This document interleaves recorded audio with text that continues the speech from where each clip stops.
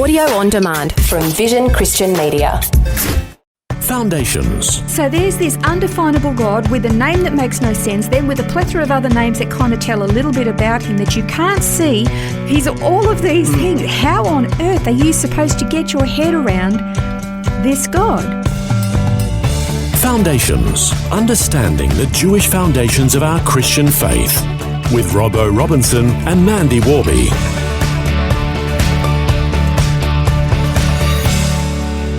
One of the greatest quests of the Christian is to understand God, but is that even possible? How do we define who God is in order for us to know him better? Can he even be defined? Well, the pagan gods of history were easy to define, but our God is nothing like them. No, he's not. And I'm actually really glad that he's not because they're so capricious and they're so limited. If you can define a God, he's not really God because you can actually set a parameter to him. And therefore, a God with parameters couldn't possibly be God. And we have looked quite a few times in previous programs about the difference in the outlooks between, say, a Jewish Eastern mindset and a Greek Western mindset, and how the positional outcomes are often poles apart.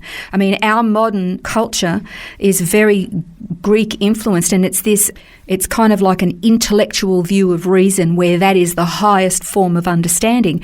And that mindset really hasn't changed much. And the God of science has replaced, the ancient mythical gods of the ancient world, but the viewpoint is basically the same. To the Greek mind, human reason is the final source and arbiter of all truth, and today's intellectuals, hold to this exact same position. If they can't figure God out, he doesn't exist, he couldn't possibly be. But the thing is, the Jewish Hebrew mindset is based primarily on what God has done, on how he's revealed himself. Therefore, again, this is kind of like a re-emphasising this practical, literal, physical application of Judaism. We in the Christian West tend to, everything is analytical or spiritualized. It's not that way for the Jewish mind unless the Bible actually says something is an image of or a picture of or a type. There is a guy by the name of Karl Barth, you would have heard of him. Mm-hmm.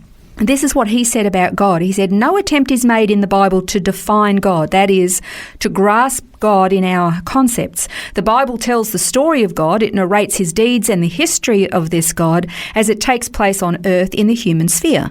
The Bible is not a philosophical book, but a history book, the book of God's mighty acts in which God becomes knowable to us. And we get to know him, we can know about his attributes and know the things that he's done, but how do you actually know this God? Because he's pretty huge. To the Jewish mind, again, this all comes down to knowing God because of what he has done and is going to do. It's this very practical outworking application. Abraham Herschel wrote this. He said, speculation starts with concepts. Biblical religion starts with events. To the Jewish mind, the understanding of God is not achieved by referring in a Greek way to timeless qualities of a supreme being, to ideas of goodness or perfection, but rather by sensing the living acts of his concern, to his dynamic attentiveness to man.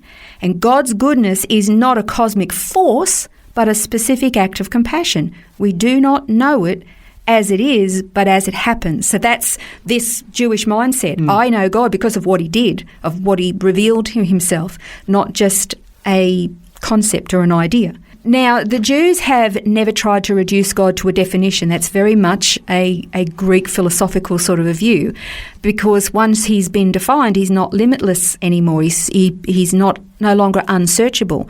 He becomes just really another man-made God once you can sort of define him. The gods of the ancient world revealed themselves, or as we know, they were just the imagination, come from the imagination of man.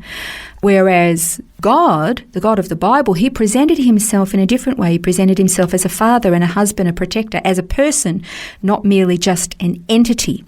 But unlike the gods of the pagan world, they had a name, okay? You had Zeus and you had Ares and all the rest of it. But our God, he has a name and he has many names, But how do you then take all of that and stick it into some kind of a definition?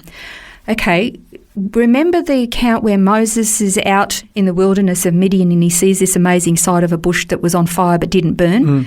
When God spoke to him, and he said, "Who am I going to tell the Israelites that you are? What do I say?" And he said, "I am that I am." Exactly. How are you going to define that? You can't define that. And in the Hebrew, I am who I am is Haya Asher Haya. And again, this is completely undefinable. If you look at the gods of the ancient world, you had the god of war, and all his characteristics were about war.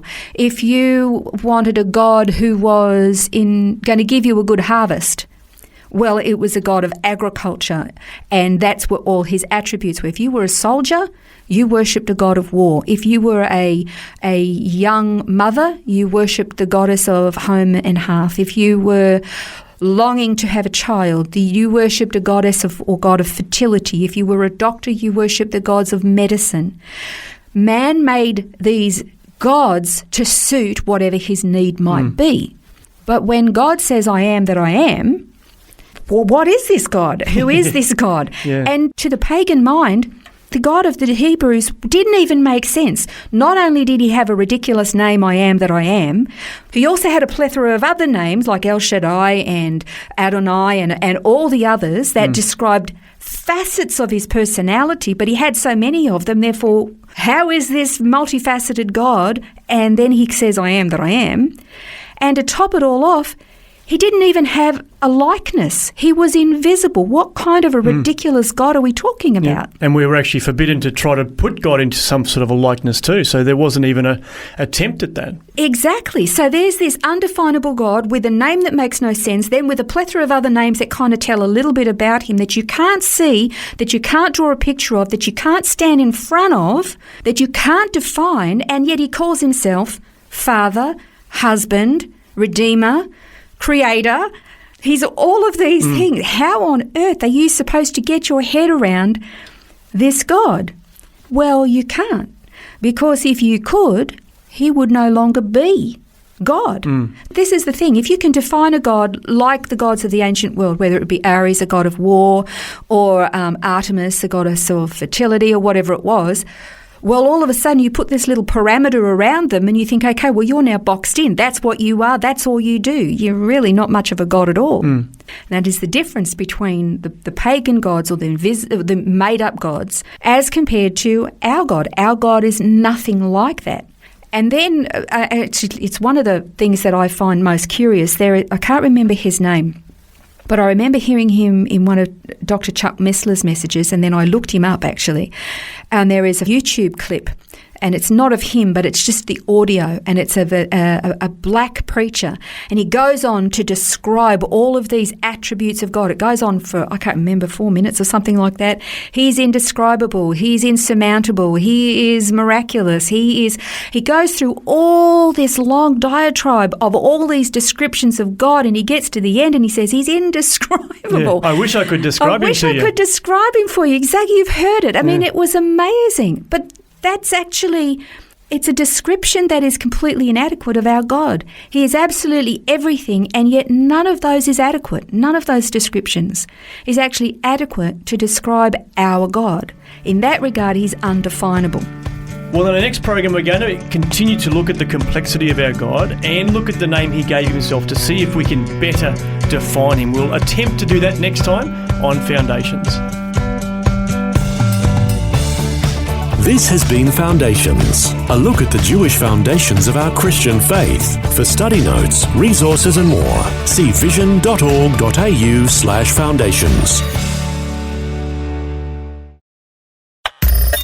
Thanks for taking time to listen to this audio on demand from Vision Christian Media.